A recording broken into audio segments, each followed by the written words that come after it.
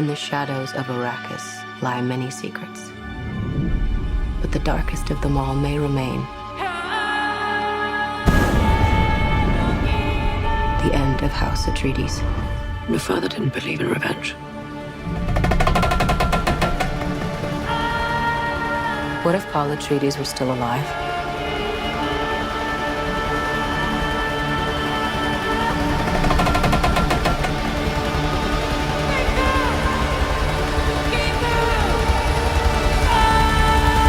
How's it going, guys? Welcome back to my channel and time for another episode of Luke's Reviews. On today's video, look, you know what this is. You clicked on this video for a reason.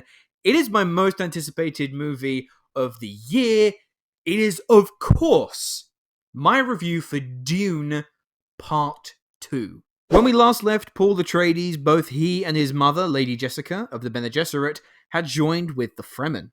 Now traversing across the land of Arrakis, Paul immerses himself within the Fremen culture, whilst also carefully understanding his possible role to play as the Messiah and leader of a revolution against the Imperium.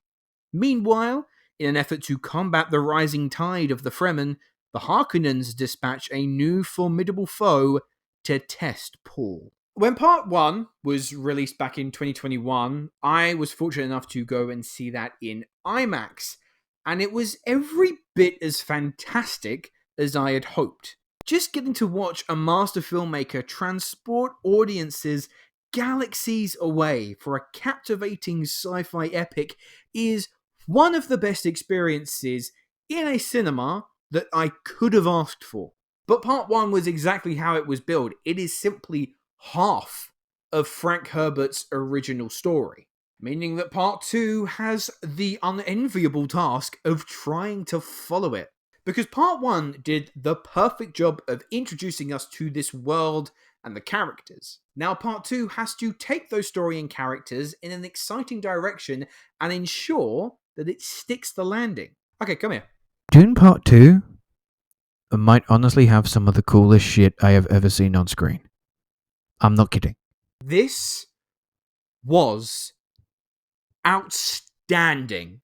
Denis Villeneuve did not put a single step wrong with this sequel. It is transportive, exhilarating cinema that has every single component that you need to make a film firing on all cylinders. I'm not mincing my words when I say this. Dune Parts 1 and 2 will go down in cinematic history as among some of the best science fiction epics that have ever been made. And that word, epic, it really applies to everything you see here. Villeneuve has such a fascinating way to encompass scope and scale, whether it be the expansive sand dunes of Arrakis or gigantic spaceships that tower over cities and citadels. You are just in awe of how, yet again, this vision has come to life. It's a film that I strongly urge you to seek out and experience it in IMAX. The full aspect ratio allows you to completely immerse yourself into this world and all of the meticulous details that have been added. Greg Fraser has probably punched his ticket for another Oscar for his staggeringly impressive cinematography, as has Hans Zimmer, who, yet again, I feel like I'm saying the words yet again a lot in this review, but take it as a good sign. Hans Zimmer, yet again, churns out another all-time great score. It is otherworldly in its presence. Visual effects, they leave you speechless as to how a group of individuals not only can just design and think up some of these creations, but then actually bring them to life, be it through practical effects or CGI.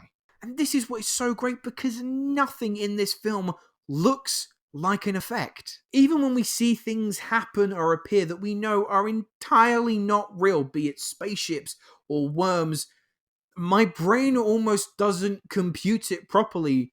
Whether it's because it's just so immersed in this world, I don't see it as a visual effect. It is real. So it's as epic comes, right? Yeah, no shit.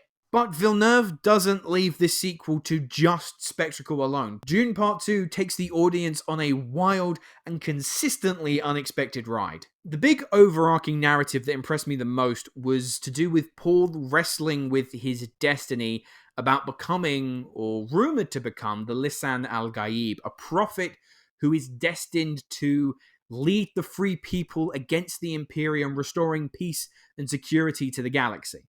Except it isn't that cut and dry, and there is a darkness to do with this prophecy that is really, really beginning to take its toll on Paul. And the way Villeneuve crafts the film around this moral ambiguity that is tormenting Paul is fascinating to see play out. And it also speaks to an interesting larger context about religious fanaticism and blind faith, and how it is not always what you may think it might be. Timothée Chalamet gives a performance that really stunned me. I knew he was an incredible actor, and he comfortably led part 1 without any issues whatsoever, but part 2 is an entirely different beast. With this sequel and the journey that Paul embarks on, Chalamet just emerges as a captivating presence that could rally an army. Zendaya also gets significantly more to do this time round than the first film, and what I was really pleased to see is that she is not sidelined to just being a love interest for Paul. She is deeply layered and complex, and in that third act, that final hour where my jaw never left the floor, I honestly think that she might secretly swipe it away from Paul as to being the more interesting character. Returning as Lady Jessica, Rebecca Ferguson is unhinged in places. It's a very physical performance that I was not anticipating from her. And again, similar to Paul, her character spins off in branches that I was not expecting. She's a character that I would love to explore so much more, but might also be slightly intimidated to do so.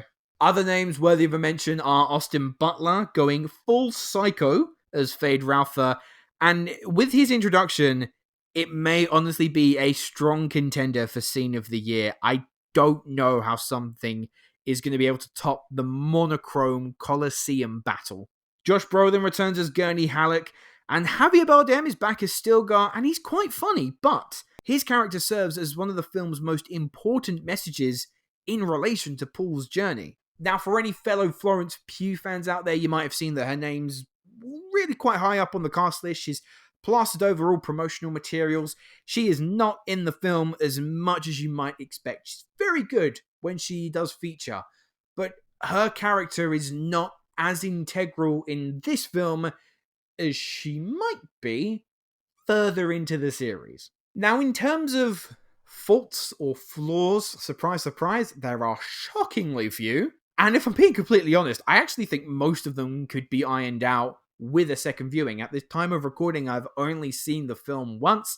However, I have about 2 or 3 other plans to go and see it, so it's not just going to be a one and done. But just basing it off of a first viewing, there is a lot of information that is thrown at you. It is quite dialogue heavy. Don't go in expecting that this is a blistering action spectacle from start to finish. We have to evolve these characters, and they have to do it by discussing very complex motivations. And particularly those conversations were between Paul and Lady Jessica. Now, nothing was ever lost on me, but I did find that there was the occasional revelation that came about with a very unexpected, subdued fanfare. And I was taken aback by that, because many of these revelations are incredibly consequential, and yet I feel like I was just expecting more of a moment to be made out of it. And if I am being completely honest, as I should be, I can't say that I was in complete synergy with the structure of the film. The first half of Dune Part 2 primarily consists of Paul integrating himself with the Fremen, riding a worm or two. It's very cool. But the background players, such as the Harkonnens and the Emperor, they really don't join the fray until a lot later than I thought they would. But seriously, those really are nitpicks that might totally dissipate upon repeat viewings, which I am definitely going to enjoy over the coming weeks. Make no mistake, Dune Part 2 is the real deal. Villeneuve stands alongside Peter Jackson in managing to film what some considered unfilmable, and that, my friends, is one of the highest praises I could possibly give a director. His vision is accomplished and made for cinema, but whilst the action and visuals will dazzle, the complex themes and unique narrative is perhaps the main reason why I haven't been able to stop thinking about this since leaving the theatre. It really, really is as good as you've heard it to be. So I'm going to give Dune Part 2, just off of my first viewing, a 9.5 out of 10.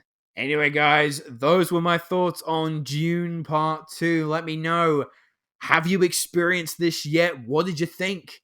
Leave your thoughts in the comments below. And my question to you, of the Dune films, let's not go further in the series. If you guys know about Messiah and Children of Dune, let's just stick to the main book and the films that have come out thus far. But who is your favorite character? Who's the most interesting? For me, based purely off of just general presentation, Fade Routher is so fucking cool.